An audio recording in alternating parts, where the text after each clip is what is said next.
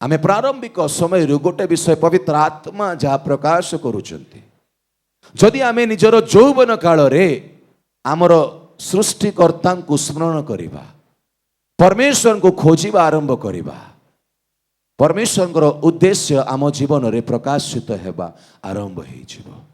तुमे जेते परमेश्वर निकट रहिबो ना सेते परमेश्वर ताहांकर आत्मा द्वारा तुम जीवन को टोटल ताहांकर नियंत्रण रे आनिबा आरंभ करिवे।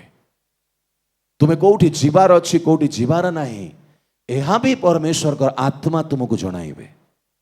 हठात उठिकी आमे किछि भी करि थाउ किए कौन कहला चलो जीवा टिके जदि परमेश्वर आत्मा नियंत्रण रे जो व्यक्ति थाए ना से माने हठात कोठी किए भी डाकिले कौन भी कहले किछि करिवे नाही से माने अपेक्षा करिवे कौन परमेश्वर की इच्छा अच्छी कि नहीं। हम बहुत ऊपर की बात कर रहे हैं, अगर आपको समझ में आ रहा है तो अच्छी बात है। ऐसा नियंत्रण परमेश्वर अपने लोगों के जीवन में चाहता है। हर एक बात आपके जीवन में परमेश्वर के आत्मा के नियंत्रण में रहना चाहिए। आप जितना परमेश्वर को खोजना शुरू करोगे आप जेते परमेश्वर कर निकटवर्ती हेबे सेते ताहांकर प्रत्यादेश को तुम्हें पाइबो सेते ताहांकर उद्देश्य स्पष्ट भाव रे तुम जीवन रे प्रकाशित हेबो आउ तुमे ताहांकर नियंत्रण रहिबो। सेवा भी करिया पाई परमेश्वर आत्मांकर स्वतंत्र नियंत्रण दरकार। आगो को कौन हवा को जाऊ आमे जाने ना हो से जीवित परमेश्वर जे तुमको आह्वान करिसंती सेही जानंती ताहांकर पाखेरे मु बसी जीवी कौन कहूछ। परमेश्वर कर योजना को बुझीबा अति आवश्यक अटे। आ परमेश्वर कर योजना कौन ताहा जानिबा पाई ताहांक निकट रे आसिया को पड़िबो। मो हृदय रे कौन अच्छी इच्छा तुमे तुम गाँ रे रहिले जानि परिबो कि ना तुमे तुम रूम रे रहिले मु एठी बोलुथिबी मो पाखे आसिले ना जानि परिबो मो संगे टिके कांटेक्ट करिवो मो संगे टिके डिस्कशन करिवो कथावार्ता हेबो ताली ना जानिबो मो भितरे कौन अछि। बुझी पारछंती तुमे तुम रूम रे थिबो मु मो रूम रे थिबी तुमे मोर इच्छा जानि परिबो कि केबे केबे भी जानि पारिबो नाही। सेही प्रकार परमेश्वर कर हाट को बुझीबा पाई तांको खोजंतु तांको निकट रे आसंतु तांको निज व्यक्तिगत जीवन रे जेतेले तुमे नित्य नित्य अनुभव करिया को आरंभ करिवो you will know the purpose of God in your life. तांकर उद्देश्य प्रकाश हेबा आरंभ हबो।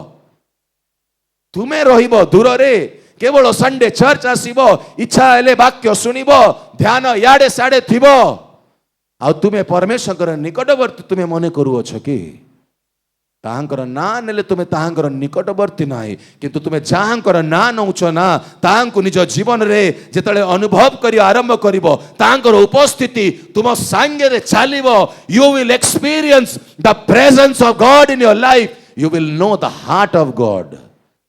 तुमे ताहांकर हृदय को बुझी पारिबो कारण सी तुम एते पाखे थिबे तुम्हें अनुभव करिवो गोटे पराक्रांत व्यक्ति मो सांगे रे अछंती मो सांगे रे चालुचंती आउ मो जीवन रे गोटे अलगा अनुभव आरंभ हो सारी मु एमती केबे अनुभव करि नथिली किंतु ए समय मानकरे एमती गोटे भिन्न अनुभव करूछि। Hallelujah that's the experience of the father. Hallelujah एही प्रकार पितांक सहित आमर संपर्क हेबार अछि। खाली मागिबा भाई नाही प्रभु तुमर सानिध्य यथेष्ट प्रभु तुमर उपस्थिति मो पाई यथेष्ट जेतेले तुम निकट रे मु रहे ना मते भय लागे नाही मो परिस्थिति मो विरुद्ध रे ठिया हे जाय था किंतु प्रभु मु साहस रे ठिया हे था किंतु जेतेले परमेश्वर को सानिध्य रे नित्य नित्य आमे बढु थाओ किछि भी विरुद्ध रे ठिया हो यही समस्या आसला एटा हे गला सेटा हे गला किछि कथा नाही काहे कि साहस किए दिए यह गोटे अलौकिक साहस परमेश्वर हमको दियंती। तुमे निजे ए साहस प्राप्त करि पारिबो नाही जेतल तुमे पितांक निकट रे आसीबो ना तुमे तांक सानिध्य को लोडिबो तुमे तांकर पराक्रम को निज जीवन रे अनुभव करिबा आरंभ करिबो। तुमर निज दृष्टि रहिबो नाही तुमे निज चक्षु देखुथबो किंतु एई चक्षु रे परमेश्वर कर नियंत्रण रहिबारु तुम्हें दृष्टिकोण को भिन्न रूप रे देखिबा आरंभ करिवो। Hallelujah, yes Jesus, hallelujah. एई अनुभव रे आमको प्रस्तुत हबार अछि, एई प्रकार मंडली को सिद्ध हबार अछि, एई प्रकार निज स्थान को परिवर्तित करिवार अछि। तुम एबे जाए बाहर रहउछ, प्रांगण रे सेवा रे तुम केते समय रहिबो, तुम पवित्र स्थान रे केबे प्रवेश करिबो, महापवित्र स्थान रे केबे प्रवेश करिबो। यीशु ख्रीष्ट जते बेले निजर क्रूस रे प्राण त्याग करले ना, मो यीशुंकर प्राण के नहीं नांती, से निज आत्मा को समर्पण करिबारु प्राण बाहरिला।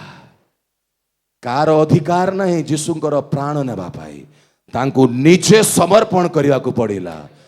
एई प्रकार परमेश्वर का मैं सेवा करू। से गेत्सेमनी बाग रे रात्रि रे जेते बेले से सैनिक माने यीशु को धरिया को आसिले, यीशु जेते एतिकी कहले मु से व्यक्ति जांगु तुमे खोजुछ, कचाड़ी हे पछकु पड़िले। That's the power of God. केवल एतिकी कहले मु सिए। यीशु को पाखरे किछि अस्त्र थिला कि? किछि नथिला।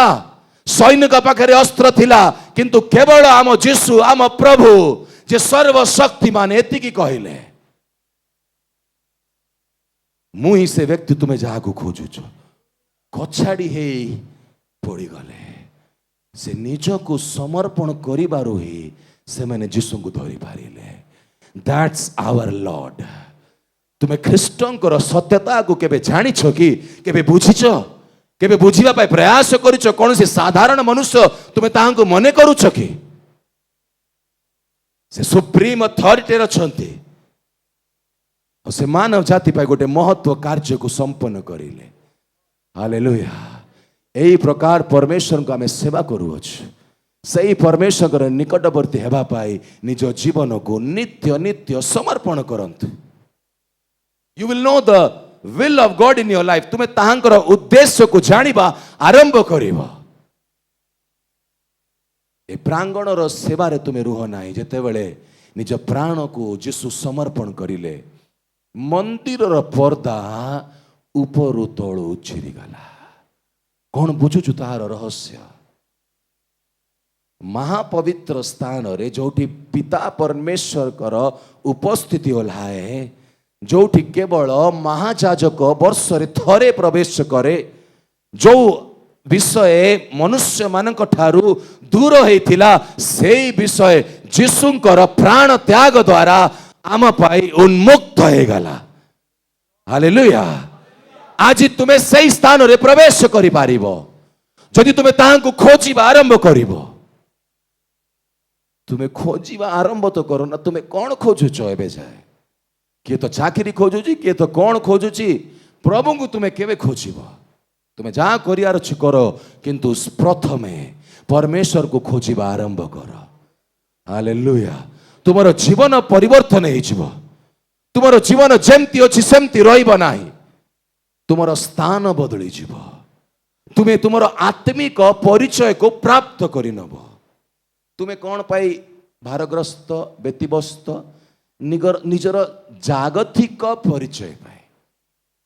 आज अनेक सेवक माने भी निजर जागतिक परिचय पाई बेसी मनोयोगी, किंतु आत्मिक परिचय प्राप्त करिबा पाई आमे केते मनोयोगी अटु। Know your spiritual place. तुमरो आत्मिक स्थान को जान और सही स्थान को निज जीवन रे प्राप्त कर। हालेलुया। यीशु ख्रीष्टଙ୍କ पछरे चालिबा, ए संकीर्ण पथरे चालिबा र अर्थ कौन? कौन करने को पड़े? केमती निज को समर्पित करने को पड़े?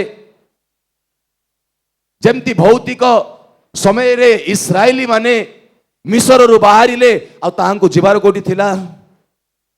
किनान को जीवार थिला। तो सुफ समुद्र देई से माने प्रांतर हे कोठी प्रवेश करले?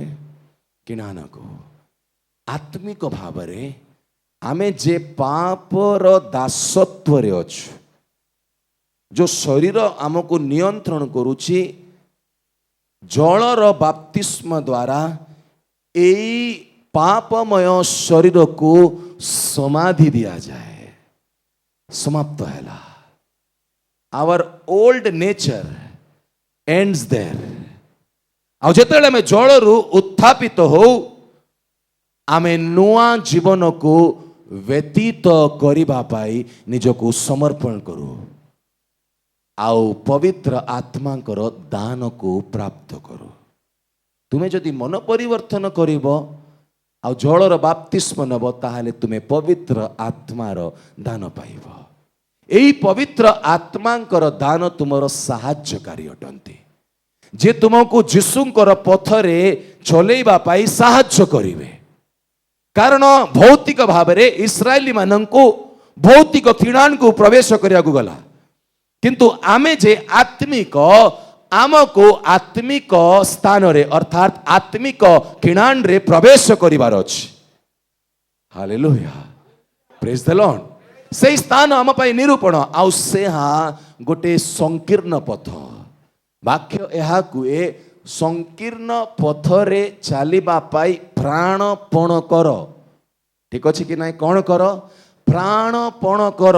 अनेक चेष्टा करिवे पारिबे नहीं।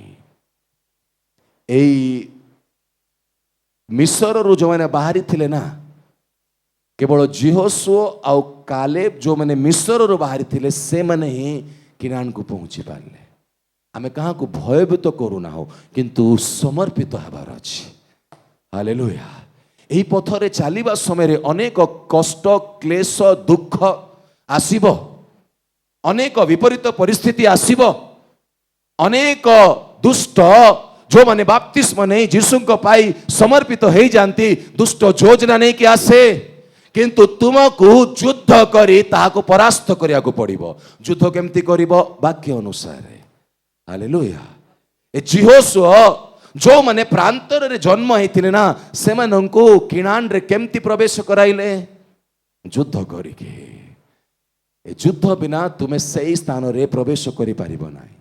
बाप्तिस्म तो आरंभ, एटा तो केवल भित्तिमूल। एबे सिद्धि लाभ करबा को बढिबार अछि।